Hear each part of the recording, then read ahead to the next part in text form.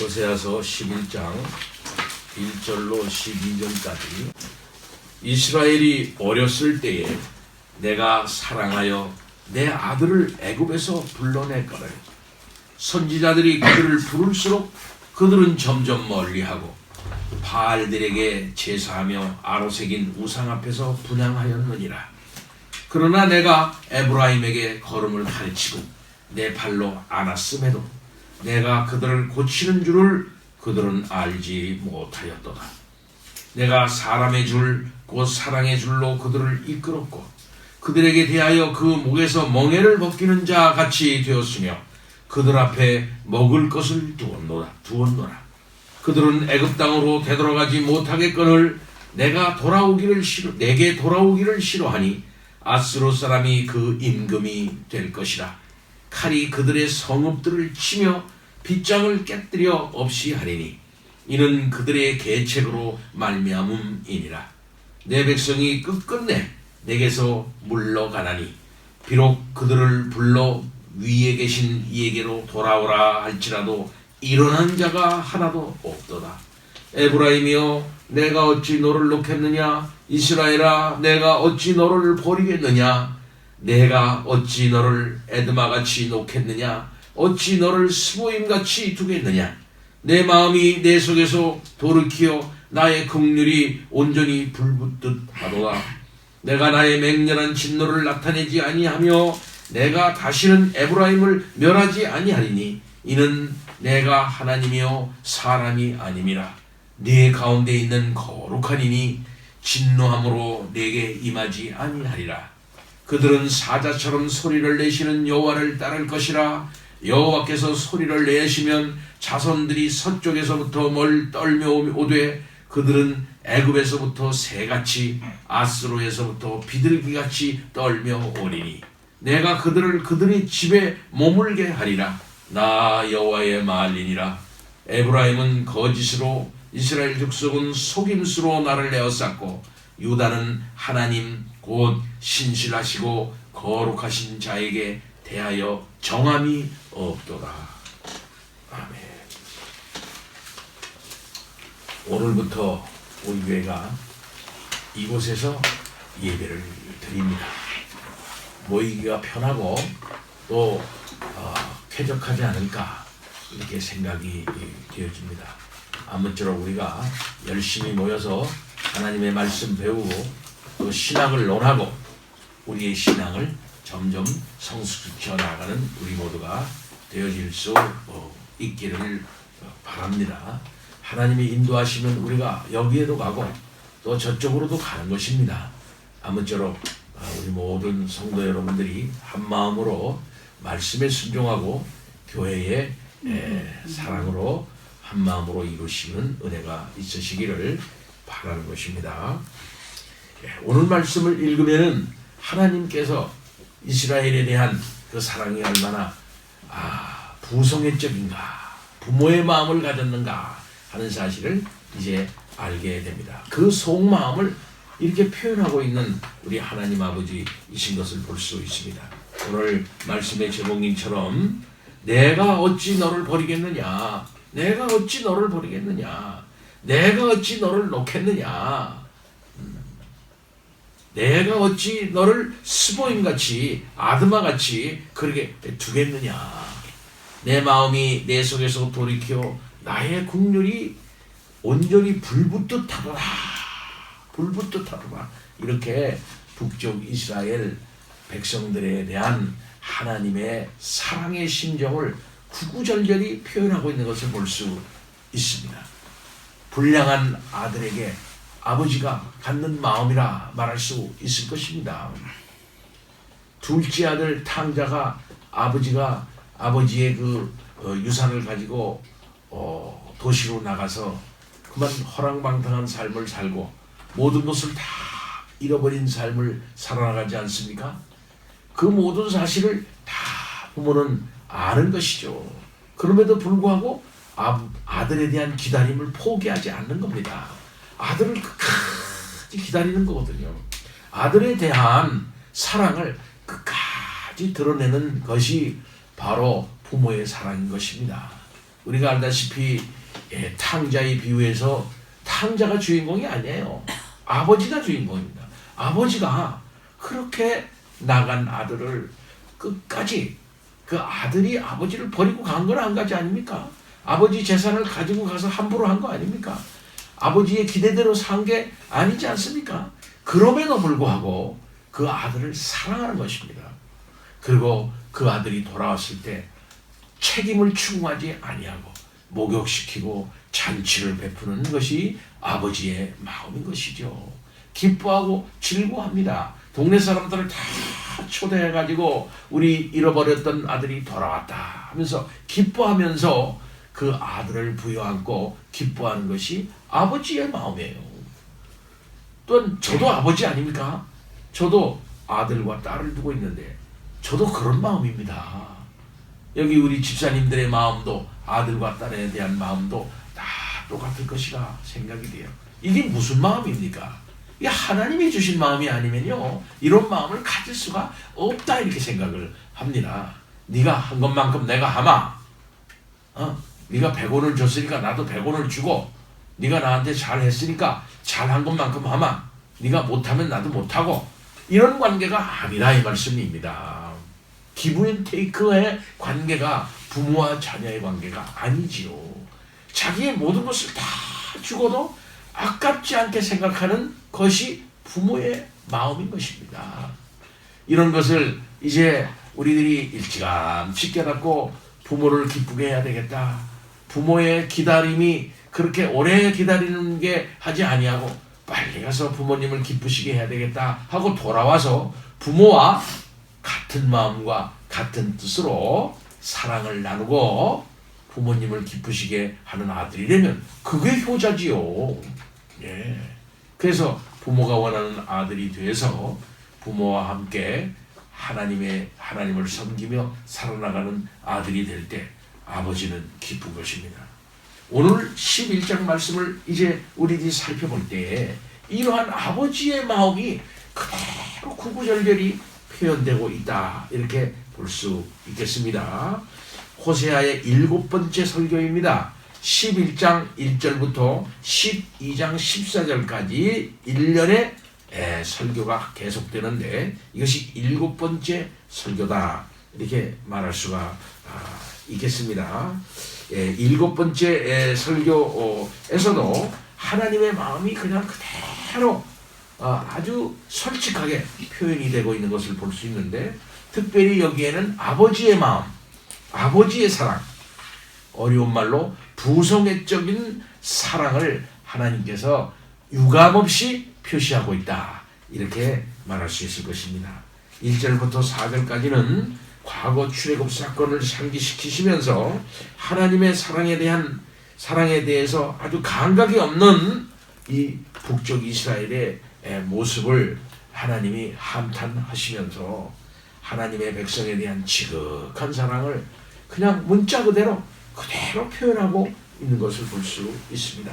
전에는 이스라엘과 관계를 부부관계로 묘사했어요. 부부관계로. 이 부부관계로 묘사한 것과는 달리 여기에서는 부자관계로 묘사하고 있는 것을 볼 수 있습니다. 하나님이 자기 백성에 대한 사랑을 아들을 사랑하는 마음과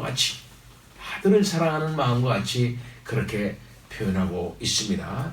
그리고 5절로부터 7절에는 이러한 하나님의 부성애적인 사랑을 배반한 북쪽 이스라엘에 대한 그 이스라엘 하나님의 그 징계를 받아가지고 하나님을 버리고 세상을 의지하는 것이 얼마나 어리석은지 하는 것을 나타내면서 그런 가운데서도 여전히 회개하지 아니하고 완악한 상태로 하나님을 떠나서 오히려 인간적인 방법으로 자기네들의 어려움을 돌파하려고 하는 이러한 상태에 있는 이스라엘에 대해서 하나님께서 참으로 안타까워하시는 그런 모습을 볼 수 있습니다.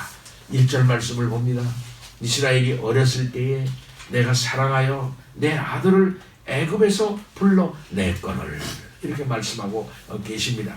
어렸을 때예요. 어렸을 때라고 하는 것은 이스라엘이 뭡니까? 예? 아직 시내산 전에 하나님과 신정국가로서의 그 언약 관계를 맺기 그 이전 상태다 이렇게 말할 수가 있겠습니다. 그러니까 애굽에서 노예 생활을 하던 이스라엘을 택해서 출애굽시킨 사실을 이렇게 가리키면서 어렸을 때라 이렇게 얘기하고 있어요. 어렸을 때는 언제입니까? 경험이 없죠. 그리고 어떻게 행할지를 모르죠. 나약하죠. 이럴 때 어렸을 때다 이렇게 말하고 있는 것이죠. 곧 하나님도 모르고 하나님과의 관계가 어떤 것인지도 모르고 하나님 앞에서 어떻게 행할지도 몰랐던 그런 때에 이스라엘의 모습을 어릴 때다 이렇게 말하고 있습니다.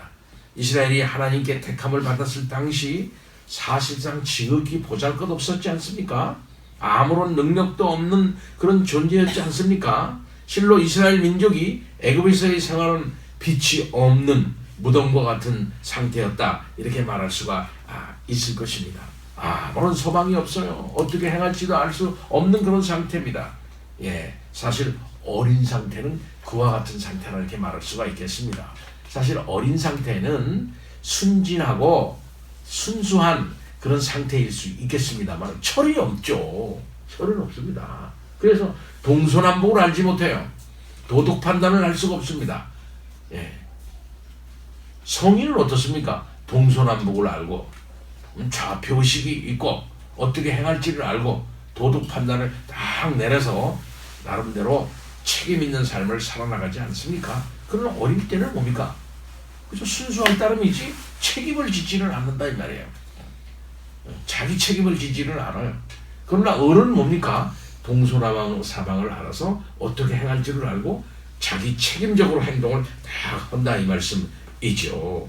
바로 어렸을 때에 영적으로 어린 상태에 이스라엘은 어떻게 행할지를 몰랐고 무엇이 옳은지 몰랐고 어디로 갈 바 알지 못했던 이스라엘이었던 것을 볼 수 있습니다. 바로 그런 사람들을 하나님께서 사랑하여 주셔서 택하셔서 하나님의 백성으로 삼으시고 애굽 땅에서 그들을 불러내셨던 우리 하나님 아버지이신 것이죠.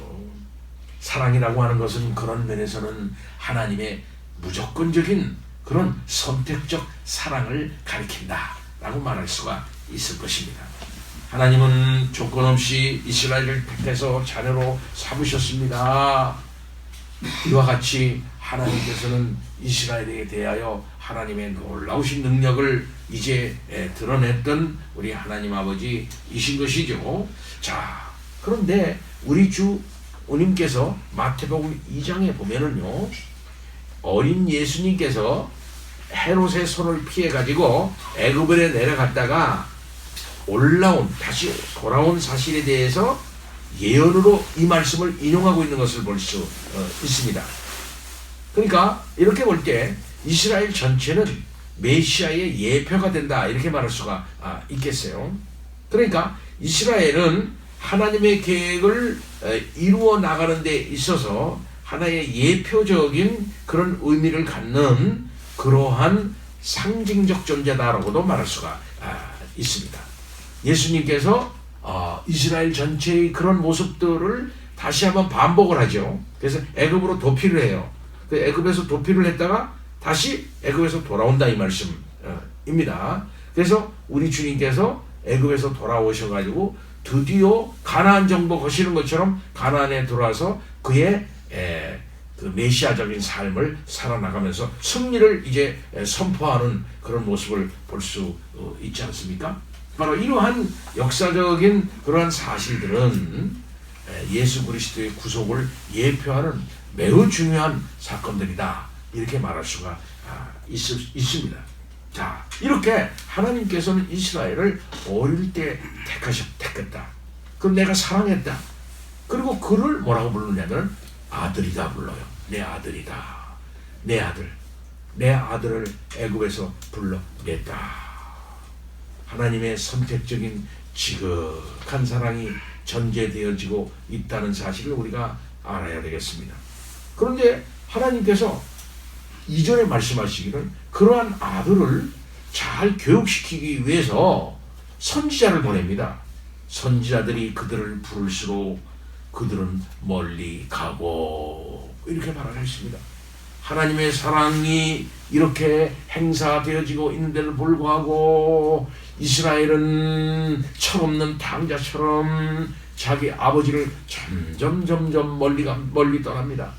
그래서 이스라엘의 전 역사 과정을 통해서 본다는 것 같으면은 하나님은 계속 이스라엘을 향해서 말씀을 베풀고 사랑을 베풀지만은 그렇게 하면 할수록 이스라엘은 점점 하나님을 배반한 역사예요. 하나님은 모세 이후 계속해서 그들에게 많은 선지자를 보내가지고 하나님의 뜻을 전하고 하나님을 가르칩니다. 이렇게 해야 된다, 이렇게 나가야 된다. 하나님께서 그 역사의 구도를 미리 쫙 밝히면서 쭉 나가시는 우리 하나님이셨지 않습니까? 너희는 가나안에 가가지고 진정 나의 왕국을 세워야 되고 거기에서 진정 하나님의 백성됨을 드러내라고 하나님께서 계속 가르치고 율법을 근간으로 해서 율법적 질서를 세워나감으로 말미암아 진정한 의미의 하나님의 나라를 가나안에서 세워나가라 라고 계속 말씀해 주세요. 그리고 그렇게 되지 못했을 때에 하나님께서는 선지자를 보내가지고 계속 말씀하지 않았어요. 왜 그러냐? 왜 너는 하나님으로부터 멀리 가느냐? 왜 멀리 가느냐? 모세가 말씀하지 않느냐? 모세라고 하는 모범이 있지 않느냐? 모세가 말씀해준 율법이 있지 않느냐? 돌아가라 하면서 말씀했던 것이에요. 그래서 가나안적인 문화와 곧 가나안적인 우상에 빠지지 말고 원래 하나님의 말씀과 하나님 온전히 배워가지고 나가라 라고 계속 말씀하지 않았습니까? 그러나 그들은 어땠어요? 점점 멀리 갔다 그랬어요. 점점 멀리 갔다. 그러니까 계시가 있으면 있을수록 계시를 하면 할수록 계속 계시를 배반하는 거예요. 가르치면 가르칠수록 계속 배반하는 것입니다. 어쩌면 우리나라의 교육에 그 큰 문제점이 하나 있습니다. 전에도 제가 그런 말을 했어요. 한신대학교 교육학 교수가 은퇴하면서 한 그 글을 내가 한번 읽고 아주 깊이 감명을 받았어요. 예, 한신대학교 교수님이 은퇴를 하면서 어떤 쓰는 글이라고 그러면서 이제 쓴 그 어떤 논문에 머릿말처럼 쓴 그 글인데 그 글을 읽으면서 제가 감명을 받았어요. 교육의 목적은 뭐냐? 교육의 목적은 촌놈을 만드는 거다. 촌놈을 만드는 게 교육의 목적이래. 그럼 내가 말하고 있는 촌놈이라는 게 뭐냐? 내가 말하고 있는 촌놈은 고지고대로 믿은 대로 자기가 깨달은 대로 정직하게 행동하는 질박한 인간, 진솔한 인간. 이게 내가 말하는 촌놈의 의미다. 근데 요즘에는 촌놈이 없지 않느냐 이게야. 촌놈이. 교육의 목적은 이런 의미의 촌놈을 만드는 거다. 질박한 질그릇 같은 순수하고 순박한 착하고 옳으면 옳다고 말하고 그러면 그런다고 말하고 어디 가서 수선 떨지를 않고 그저 솔직하고 질박한 이런 사람. 누구나 그런 사람 좋지 않냐 이 말이에요. 이런 사람을 촌놈이라고 본다면 그런 촌놈을 만드는 것이 교육의 목적이다. 근데 우리나라 교육은 이러한 촌놈들을 다 그 것을 벗겨내고 다 겉에다 이상한 얄팍한 어떤 그것을 다 입히는 그런 거짓된 교육을 해왔다. 그래서 가르치면 가르칠수록 교육을 받으면 교육을 받을수록 다 사람들이 나쁜 사람이 된다는 거야. 솔직한 사람이 되는 것보다는 부정직한 사람이 되고, 사회에 나가서 배운다는 것이 뭐냐면 학교에서 배운 걸 실천하는 것이 아니라 솔직함과 정직을 실천하는 것이 아니라 거짓과 타협을 오히려 실천하는 인간들이 다 되어버리고 말지 않느냐. 그럼 이 시간에 우리나라에서 교육을 가장 많이 받은 사람들이 가장 나쁜 짓을 하고 있지 않느냐 말이야. 우리나라를 망쳐먹은 사람이 누구냐? 교육을 못 받은 사람이 우리나라를 망쳤느냐? 그렇지 않고 교육을 잘 받은 사람이 오히려 우리나라를 망쳐먹고 있지 않느냐? 그렇다면 우리나라 교육이 반대로 간 게 아니냐? 그렇다면 우리나라 이게 실패된 게 아니냐라고 얘기하면서 한탄하는 그런 모습을 볼 수 있어요. 그런 면에서 우리 예수 그리스도를 믿는 믿음으로 말미암아 하나님이 원하시는 인간이 뭐겠어요? 하나님이 원하시는 인간은 하나님의 형상을 그대로 드러낸 사람이에요. 의로운 사람, 정의로운 사람, 사랑의 사람, 이런 사람이 하나님의 형상을 드러내는 그런 진정한 성경적 교육을 받은 사람이 아니고 뭐겠습니까? 그런 사람은 겸손하고 양선하고 다른 사람을 이렇게 편함을 주면서도 또한 의로움을 드러내면서 살아나가는 그런 사람 아니겠어요? 그런데 오늘 본 말씀 보면 선지자들이 그들을 부를수록, 선지자들이 부른다는 것은 하나님의 말씀을 계속 가르친다는 걸 의미하는 거예요. 너희들 왜 그러냐? 어디로 가느냐? 이쪽으로 가는데 왜 저쪽으로 가느냐? 하면서 계속 선지자들이 말을 하는데 그들은 점점 멀리 간다 이 말이에요. 그럼 늘 제가 얘기합니다. 계시가 많은 때, 구약에서 있어요. 계시가 많은 때는 언제예요? 선지자들이 와서 말씀을 많이 할 때예요. 그때는 좋은 시대였습니까? 나쁜 시대였어요. 그 백성들이 정직하지 못하고 온전하게 행동하지 못했을 때 하나님께서는 아이고 안 되겠네, 내 백성들을 잘 가르쳐야 되겠네 해서 하나님께서 계시를 많이 내리는 것입니다. 그러나 그런 계시를 많이 내리면 내릴수록 하나님께 더 멀리 가고 선지자들을 더 핍박하는 그런 심정을 그대로 드러내지 않았어요. 하나님께서는 그들을 고치기 위해서 3절입니다. 그러나 내가 에브라임에게 걸음을 가르쳤대. 걸음. 어린아이니까 걸음을 가르쳐요. 내 팔로 안았대. 어린아이니까. 그럼 뭘 하는 것입니까? 걸음을 가르쳐서 올바로 걸어라. 팔로 안으면서 사랑을 드러내면서 위험에서 보호하고 그런 거 아니겠어요? 하나님께서 이스라엘 백성에게 친절을 베풀었다는 겁니다. 곧 점점 멀리 가는 그들에게 하나님께서는 올바로 걸어라 친절을 베풀면서 하나님께서는 그 백성을 안았습니다. 그러니까 하나님께서는 그 백성을 멀리 가는데도 불구하고 반대로 하나님께서는 행동하실 거예요. 예. 그러나 하나님께 그들이 돌아오지 않았다는 것입니다. 걸음을 가르치는 것은 어린아이의 걸음을 그 부모가 한 걸음 한 걸음 가르치듯이 하나님께서 출애굽한 백성들을 바른 길로 인도하셨다는 것을 비유적으로 나타낸 말이죠. 즉 하나님께서 그 백성과 동행하셨다는 거예요. 동행하셨다. 늘 동행. 내가 너희와 함께 가리라. 하나님께서 함께 가리라. 그래서 하나님이 늘 동행하셨죠. 늘 그들을 지켜주셨죠. 팔로 안을지라로 그랬어요. 동행하시다가 그들이 위험에 빠지면은 어떻게 합니까? 부모가 자식을 어떻게 해요? 팔로 확 안아버려요. 어린아이, 딸을. 위험한 지경에 있으면 어이구 안 되겠네 하면서 자기 딸을 갖다 팔로 확 안죠. 지극한 하나님의 보호하심을 말하는 것입니다. 즉 하나님께서 대적의 위험으로부터 이스라엘을 지키시고 보호하신 사실을 가르쳐 주시는 것입니다. 이것은 아버지가 딸에 대하여, 아버지가 아들에 대하여 행동한 것을 그대로 드러낸 것을 말하는 것입니다. 하나님을 배반하고 가지만은, 우상으로 달려갔지만은 오히려 하나님께서는 그들을 사랑하고 올바로 걷도록, 위험에서 지키도록 하나님께서는 적극적으로 그들을 보호하고 인도했다는 것입니다. 그럼에도 불구하고 그들은 하나님께 돌아오지 않았다는 거예요. 내가 사람의 줄, 그 사랑의 줄로 그들을 이끌었다 그랬어요. 그들에 대하여 그 목에서 멍에를 벗기는 자 같이 되었으며 그들 앞에 먹을 것을 두었노라 그랬으며. 사람의 줄이 뭡니까? 사람의 줄. 이 사람의 줄은 사랑의 줄이라 그랬어요.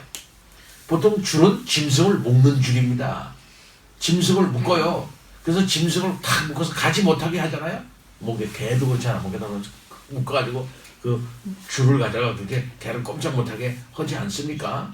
보통 사람의 줄은 이 짐승의 짐승의 목을 묶는 줄과 대조되는 뜻으로 여기 쓰였어요.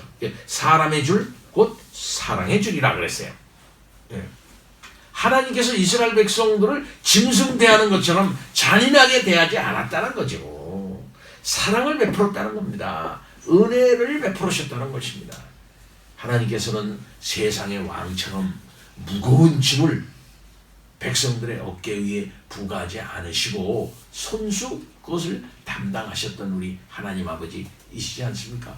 고대의 국가나 또 중세의 국가나 그 다음에는 근대에 들어오기 전에 절대주의 국가나 다 뭡니까? 백성들을 뭘로 생각해요? 백성을 사람같이 생각 안 합니다. 사람같이 생각하는 거예요. 얼마 전에 우리나라에도 말이죠. 문교부에 말이지 고위직 국자인가 되는 그런 사람이 국민들을 아예 개돼지 취급하면서 얘기한 그런 일이 있어서 그 사람이 그만뒀다가 다시 또 복직을 했어요. 그 사람이. 국민들은 그렇게 생각한단 말이죠. 권력자들은. 그러니까 옛날이면 더 했지 않았어요? 사람을 노예로 취급한다고 자기 백성들을. 늘 제가 얘기하지만 뭐 만리장성을 진시황이 쌌나요? 진시황은 돌 요만큼도 안 들었어요. 싸라 하니까 그냥 말 한마디만 하고 싼 거예요. 그 싼 사람 누굽니까? 다 농민공들 멀리 집안에서 떠나가지고서 그냥 거기 보면 전에도 그런 얘기 했지만은 결혼을 하고서 신혼여행에서 재펴온 그러니까 신혼여행에서 재펴온 남자가 있었는데 어떻게 하겠어? 부인이 너무나 그리우니까 안 오니까 그쪽으로 올라왔어요. 만리장성에. 그래가지고서 아예 만리장 옆에다가 이렇게 해놓고서 남편을 만날 수가 있나? 그래서 거기서 이렇게 하다가 뭐 만나지도 못하고 죽은 얘기 뭐 이런 얘기 많아요.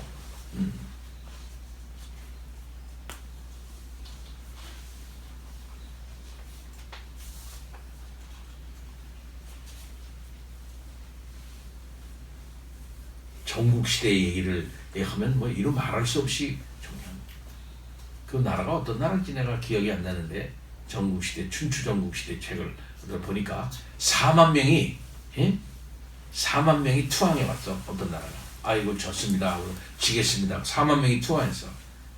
그럼 웬만하면 4만 명 살려주잖아요. 근데 그걸 포악한 왕이 4만 명을 땅속에다 다 이렇게 땅을 파고서 다 자기 무덤 만들어 놓고 해가지고 4만 명을 그냥 그 자리에서 다 죽여버렸어요. 왜? 그런 일이 있을 수 있습니까? 우리나라도 그런 일이 많이 있었잖아요. 네, 얼마 전까지만 해도요. 무서운 일입니다. 세상의 왕은 자기 백성들을 그렇게 대우해요. 사람 취급을 안 한다 이거예요. 예. 그러나 하나님께서는 어떻게 했습니까? 그 목에서 멍에를 벗기는 자같이 되었다 그랬어요. 멍에를 벗겨. 하나님께서는 멍에를 벗겨준다. 그 멍에는 세상의 이런저런 악함으로 말미암아 생긴 이런저런 사회적인 소외 현상들에서 생긴 그런 짓눌렸던 억압들이라든지 그런 모든 것들을 벗겨주는 분이에요. 하나님께서. 그들 앞에 또 먹을 것을 두었다 그랬어요. 이스라엘 백성들을 적과 끓이우는 가나안 땅으로 인도했고 늦은 비와 이른 비를 주셔서 그 백성들이 풍성히 살도록 하나님께서 모든 일을 다 마련해 주시지 않았습니까? 그들이 짓지 아니한 집으로 들어가고 그들이 쌓지 아니한 성으로 들어가고 그들이 곧 심지 아니한 그 밭에 들어가서 다 그들이 먹고 마시고 안전하게 살도록 하나님께서 인도하시지 않았습니까? 그런데 이러한 은혜에도 불구하고 북쪽 이스라엘 백성들은 하나님을 배신했어요. 얼마나 패역한 일입니까? 얼마나 부모의 마음을 한번 생각해 보세요. 힘들게 길렀습니다. 힘들게 가르쳤습니다. 먹지 않고 자기는 뭐 누리지 않고 모든 것을 아들과 딸에게 줬어요. 근데 시간이 지나서 엄마 아빠가 나한테 해준 게 뭐 있어요? 엄마 아빠가 나한테 해준 게 뭐 있어요? 해준 게 뭐 있어요? 해준 게 그런 아들과 딸들이 얼마나 많아요. 얼마나 많아요. 저는 우리 한 사람하고 우리 장모님을 이제 모시면서 농담으로 얘기합니다. 농담으로 요즘 우리 한 사람한테 우리 엄마 어디 갔어? 우리 엄마 어디 갔냐 이게. 우리 엄마는 어디 갔냐 이게. 우리 이옥순 권사님, 우리 어머니 이옥순 권사님인데 이옥순 권사님은 어디 갔어 지금? 너무나 보고 싶어. 너무나 보고 싶은 거야. 내가 젊을 때 잘못한 거 다 생각이 나. 어머니 무시하고 똑똑하다고 해서 막 무시하고 막 큰 소리도 치고, 예? 친구들이 또 많아서 친구들이 많이 있는데 와서 밥 해준다고 또 막 밥 안 해준다고 또 막 우리 엄마 막 뭐라고 막 하고 막 내가, 예? 야 진짜 나쁜 불효자였거든요. 예, 어디 갔어요? 근데 예. 우리 아버지 어디 갔어요? 어디 갔어요? 어렵게 어린 시절을 살고 그냥 막 늘 얘기했죠. 저 아오지 탄광에서 도망 나와. 홋카이도에서 도망 나와. 시모노세키 하관에서 비행기 공장 짓다가 거기서 또 탈출해서 돌아오시고. 그런 아버지. 한 번 편안한 마음, 한 번 기쁜 마음으로. 근데 그 아버지는 우리를 자랑스럽게 생각했거든요. 어머니는 우리를 자랑스럽게 생각했거든요. 예. 우리 아들이라고 하면서 우리 똑똑한 아들이라고 그러면서 우리 어머니 아버지가 얼마나 자랑스럽게 생각했는지 몰라.